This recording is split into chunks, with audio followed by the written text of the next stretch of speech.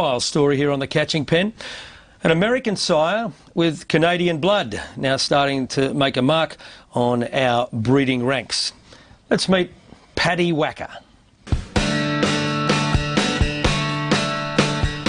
Until recently, the idea of imported sires in greyhound racing was virtually unheard of.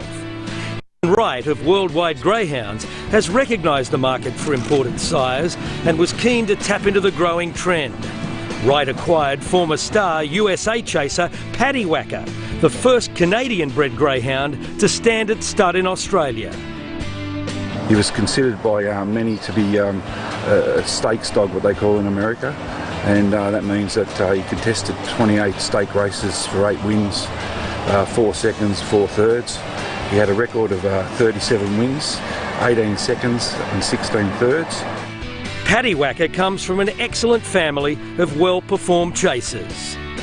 His dam lines is probably one of the best dam lines in America at present, being his mother's little sister is throwing the best dog in America called SH Avatar racing at the moment.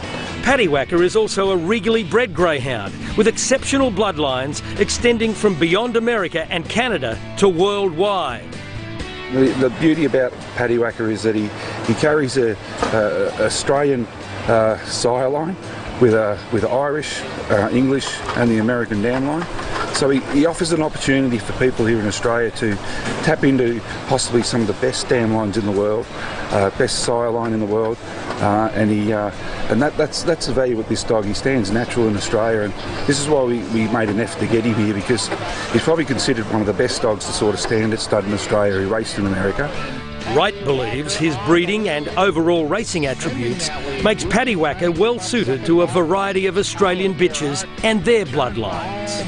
The bombastic Shiraz bitches, he's got the top end of him with ginger. Collision bitches, because he's got that follow-through sire line with him that'll throw with collision bitches. He's got Spiral Nikita in him. He's got Molotov. He's got all the good sort of stuff that any sort of dam line here in Australia or in the world actually would mix suitably with him. And he throws that sort of dog that's a good natural chasing dog like himself, and they'll chase through a brick wall. Paddy Whacker stands at Wright's Harston stud in Victoria. His fee is 1,450 natural and he's 1,200 frozen. We will have semen all around Australia, and we're actually sending over 40 vials to Ireland as well for him. He contacted through Worldwide Greyhounds, .com, which is you can just Google, or you can go either to Greyhound Data, and there's a thread and skyscraper advertisement on Greyhound Data that people can actually see his videos, his pups run. They can go to my website at worldwidegreyhounds.com.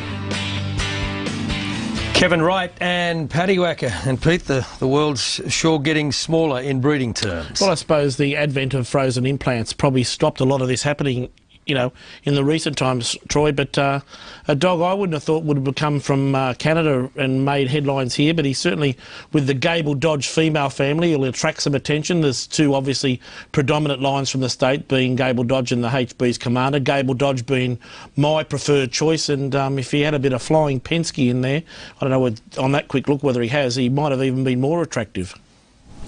Yeah, he's certainly got the Gable Dodge line, which is certainly attractive, and of course he's got Kavanagh's line as well coming from here through Smooth Rumble. So he's certainly got plenty of attributes, and I guess the idea of importing the ground as opposed to frozen semen is a bit of a push from a lot of breeders these days to go back to natural services as opposed to the implants and the frozen semens, etc. But I guess Kevin has taken the opportunity to bring the greyhound out, and I'm sure that on his bloodlines and on his racing attributes and on some of the videos I've seen, he'll be very well patronised. But the time's right, I think, for imports at the moment. Our big three, Bombastic, Shiraz, Collision and Where's Pedro, are either finished or on the end of their careers. There's a few new boys on the block starting to make a name for themselves through the Magic Sprites and the Nitro Bursts, etc. El Grand Seigneurs and co. But imports through Premier Fantasy, of course, and now Lonesome Cry starting to hit the track.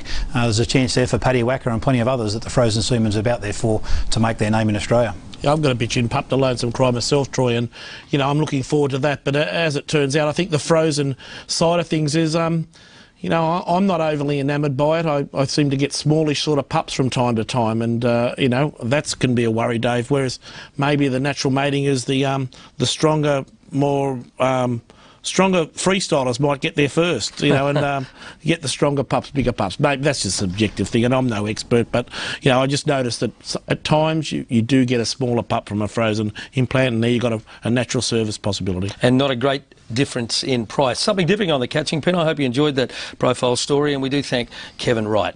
Time